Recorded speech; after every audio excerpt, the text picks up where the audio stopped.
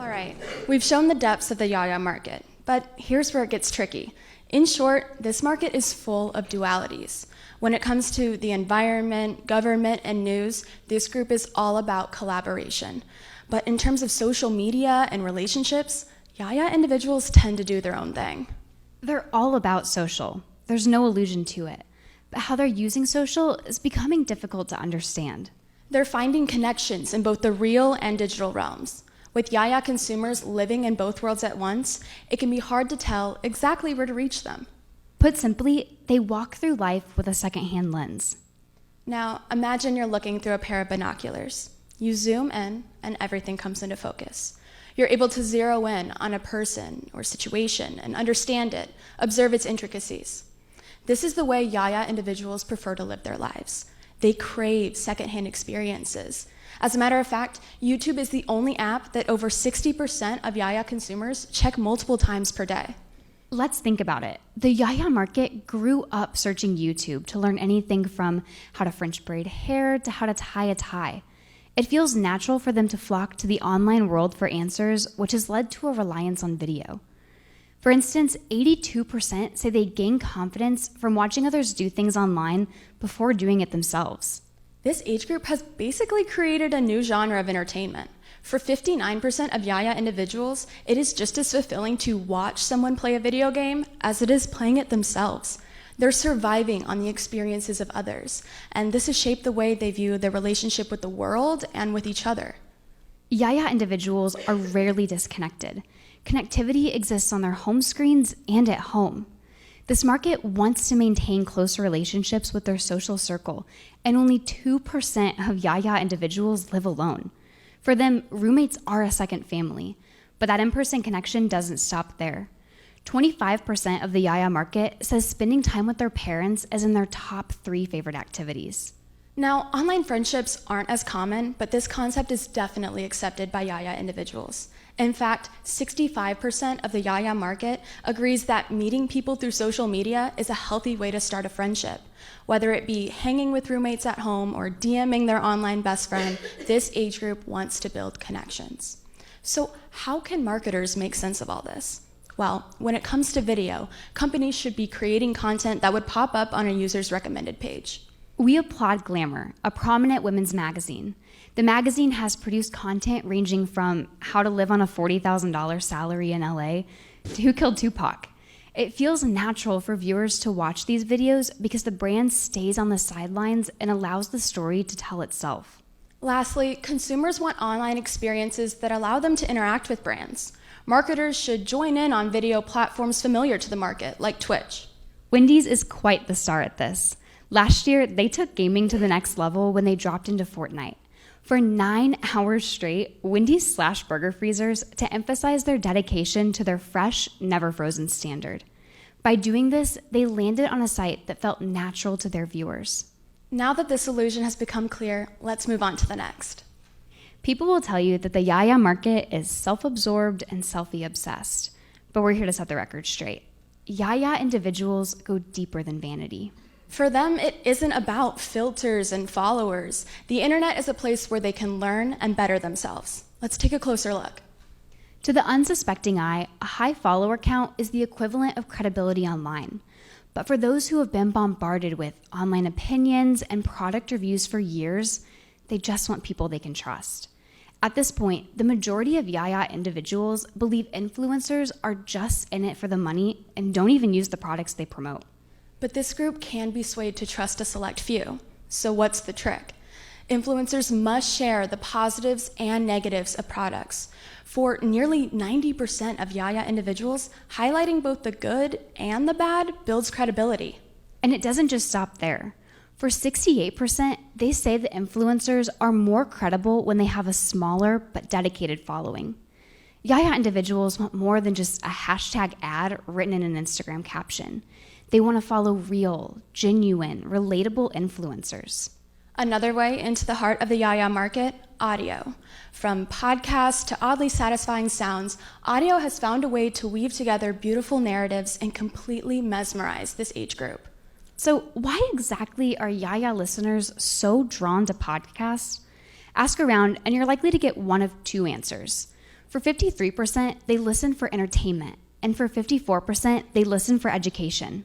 From pop culture to infamous murders, this demographic is drawn to a wide variety of podcast topics that encompass both entertainment and education.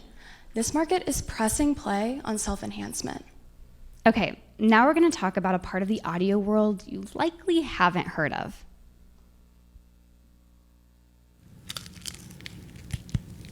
This is ASMR, aka Autonomous Sensory Meridian Response, or better yet, oddly satisfying content.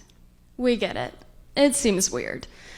YAYA consumers, they really are mesmerized by this oddly satisfying, these tingly sensations. In fact, nearly 60% of YAYA consumers enjoy ASMR.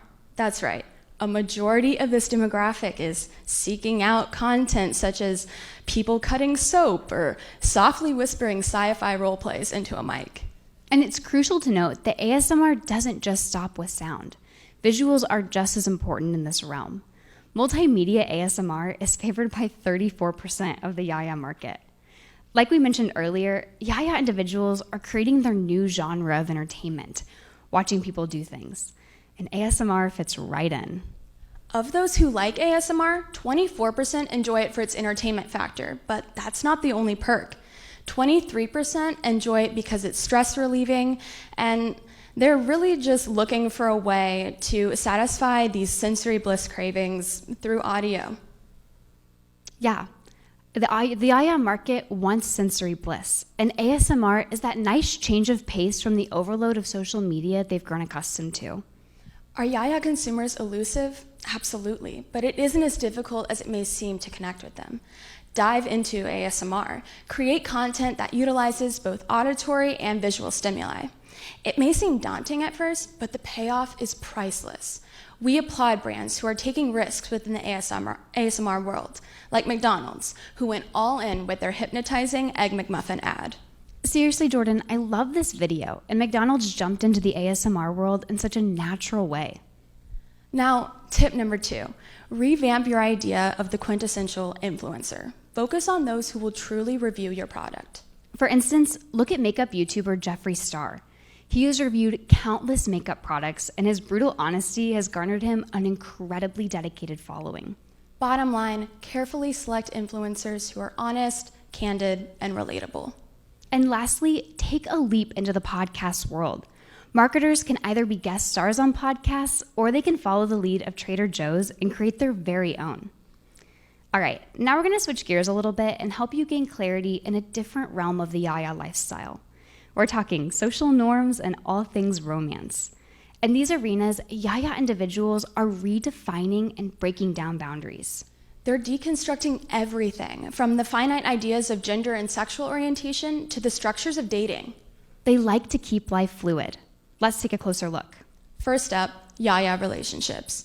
Or more like, why are YAYA individuals so scared to commit to them? In short, their minds are elsewhere. In fact, 90% say they're focused on bettering themselves. On top of that, nearly half say they don't want to be in a relationship until they're established in their careers. Thankfully, this generation hasn't lost that zest for romance quite yet. Although they say they're focusing on bettering themselves, 64% want to be married in the next 5 years. And if that isn't contradictory enough, almost 70% want kids in the next 10 years. Trust us, it can be quite a challenge to understand this particular illusion. YAYA consumers are living in a world of me, myself, and I, then us. For them, romance may be on the back burner right now, but it's simmering, and it still plays an important role in their future dreams. That's right. Romance isn't dead. It's just different. And it's still a main objective, with 64% of them saying the one exists. But how they're finding the one has changed. While they're still dating, YAYA individuals have a looser definition for what they consider a date. Formal or informal, romantic or casual, people just want to get to know each other. 49% of YAYA individuals loosely define dating and are more open-minded about its parameters. To YAYA consumers, a date is simply any time you're spending with a crush or significant other, no matter how small or menial the activity. Or it's a night of two people enjoying each other's company and getting to know each other. Last but not least, YAYA consumers aren't buying into binaries. Instead, they're transforming gender and sexual orientation norms. YAYA individuals aren't constrained to labels as past generations have been. About 1/3 of this age group identifies as sexually fluid. This means that 33% of YAYA individuals say their sexual orientation can change over time. In general, the traditional views of gender and sexual orientation are being deconstructed by the YAYA market. For instance, 41% agree that your gender does not have to be the sex you were assigned at birth. In addition, categorizing everything into gender-specific sections just isn't attractive to this age group. When asked what non-gender specific products they prefer, razors, shoes, deodorant, and bath products ranked within the top 5 for both YAYA men and women. Bottom line, you might find both men and women buying the same shampoo or pair of shoes. YAYA individuals aren't tied to gender and sexual orientation. They're open, self-expressive, and unapologetically themselves. So, how can marketers use this information to provide a better consumer experience? Well, they can definitely play a role in the dating space. Research shows that YAYA individuals crave connection and intimacy. So here's what you can do. Create ways for YAYA couples to get to know each other and build that connection. These could be experiences for them to share together, such as Netflix's co-watching contract for couples. Basically, both partners sign the contract and promise not to fall asleep during the episode, get distracted by their phone, or skip ahead to the next episode without their partner. And lastly, marketers can start to phase out gender-specific products in certain categories, such as razors, clothing, and shoes. Glossier did this well when they partnered with Troye Sivan, a musician and a member of the LGBTQ+ community. The partnership included a glitter-based makeup campaign, which broke down the gender barriers of the beauty community. By now, we hope the once elusive YAYA market has come into focus. Their actions can often contradict their actual preferences and beliefs. They live in dualities.